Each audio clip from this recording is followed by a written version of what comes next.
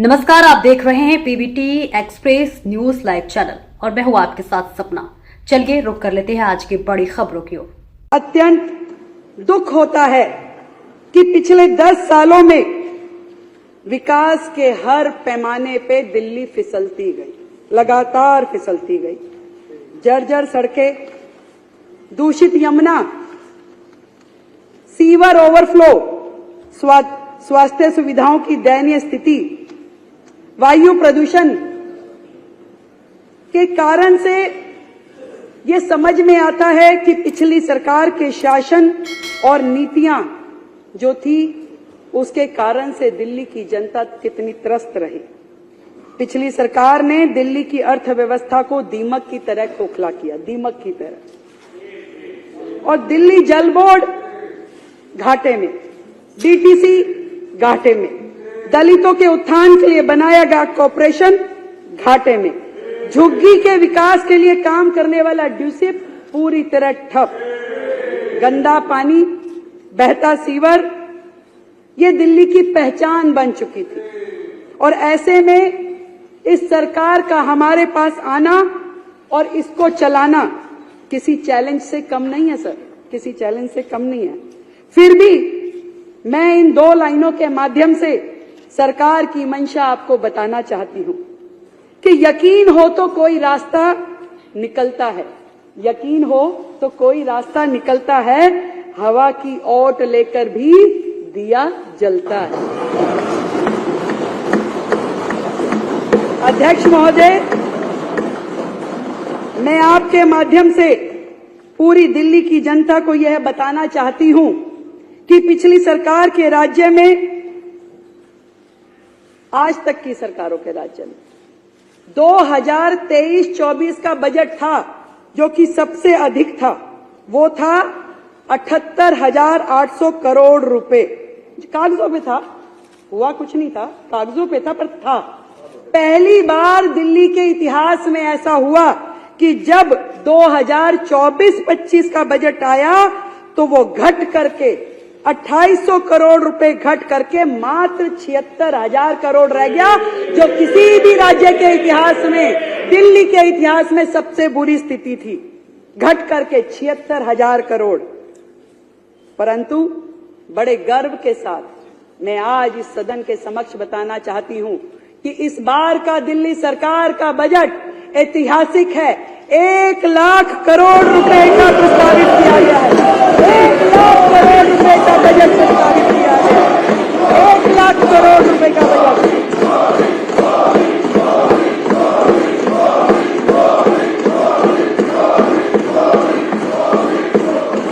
क्योंकि न केवल दिल्ली के इतिहास में बल्कि देश में इतनी तरक्की करने वाला, जो कि 31.5% अधिक है पिछले साल की तुलना में, हममें बहुत फर्क है। ठीक कह रहे हो, बहुत फर्क है।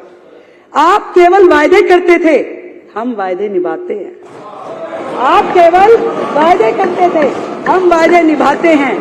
आप पीएम को, एलजी को, दूसरे राज्यों की सरकारों को गाली देते थे, हम मिलके काम करने के इरादे हैं। आपकी पढ़ी लिखी सरकार अपनी बुद्धि का उपयोग षड्यंत्रकारी योजनाएं बनाने में लगाती थी, षड्यंत्रकारी योजनाएं, पढ़ी लिखी सरकार। और हम दिल्ली की समस्याओं के निराकरण में अपनी समझ का उपयोग करने वाले हैं। बहुत फर्क है, बहुत फर्क है सर, बहुत फर्क है। आपने अपने लिए शीश महल बनवाया, हम गरीबों के घर बनवाएंगे।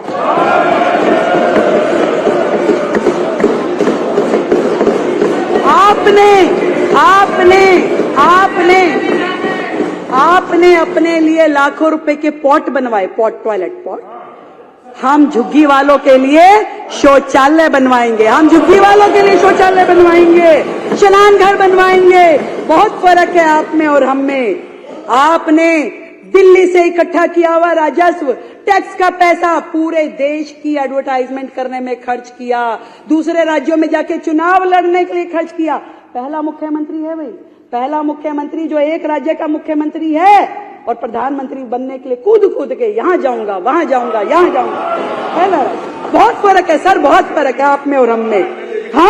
हम उसी पैसे को, एमएलए भी नहीं रहा, कोई बात नहीं, दिल्ली की जनता ने जो तय किया, हम उसी पैसे को दिल्ली के लिए अस्पताल, स्कूल और सड़कें बनाने में खर्च करने वाले हैं। आपने अधिकारियों के साथ हमेशा दुर्व्यवहार किया, सारी दुनिया जानती है, सबको पता है, परंतु हम अधिकारियों के साथ सामंजस्य स्थापित करके काम करने में विश्वास रखते हैं। बहुत फर्क है आप हमें। आप हाथ की सफाई जानते हो, आप हाथ की सफाई जानते हो, और कूड़े की सफाई तो हमें ही करवानी पड़ेगी, कूड़े के पहाड़ हमें ही उठवाने पड़ेंगे। बहुत फर्क है। आप केवल बातें बनाते थे, हम विकसित दिल्ली बनाएंगे। बहुत फर्क है, बहुत फर्क है। और ये भी बता दूं आपको कि कुछ देर की खामोशी है, फिर शोर भी आएगा। कभी तुम्हारा दौर आया था। संगम है, सोच के साथ दिल्ली को विश्व पर्यटन केंद्र बनाना है। अध्यक्ष महोदय, हम तो शुरू से दिल्ली में पढ़े बड़े, दिल्ली से छात्र जीवन से अपना राजनीतिक सफर भी शुरू किया। मैंने हमेशा पाया कि दिल्ली एक बहुत ही खूबसूरत शहर बन सकता है। यहाँ पे ऐतिहासिक धरोहर है, और इतिहास और विकास यहाँ का ऐसा है जो पूरे देश से दिल्ली को जोड़ता है। मिर्जा गालिब का वो शेर मुझे याद आता है कि एक रोज अपनी रूह से पूछा कि दिल्ली क्या है। एक रोज अपनी रूह से पूछा कि दिल्ली क्या है, तो जवाब में यूं कह गई कि ये दुनिया मानो जिस्म है और दिल्ली उसकी जान है।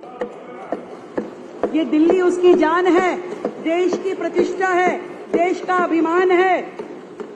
दिल्ली केवल एक शहर नहीं है, यह सदियों का इतिहास है, कला है, संस्कृति है और परंपराओं का जीवंत संगम है। दिल्ली में लाल किले की वीर गाथा से लेकर बंगला साहिब की अरदास तक, इंडिया गेट की शान से लेकर अक्षरधाम की दिव्यता तक, हर कोना एक अनूठी कहानी कहता है। हर कोना एक अनूठी कहानी कहता है। हमारी सरकार का संकल्प है, भाई अभी तक तो क्या था, दिल्ली लड़ाई झगड़े, गाली गलौज, तू मैं से ही जानी जाती थी।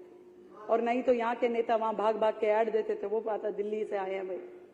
पर अब हमारी सरकार का संकल्प है कि दिल्ली को विश्व पर्यटन मानचित्र पर एक प्रमुख केंद्र बनाना है।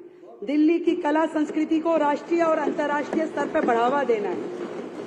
हमारी भाषाई विरासत को संरक्षित और सशक्त करना है।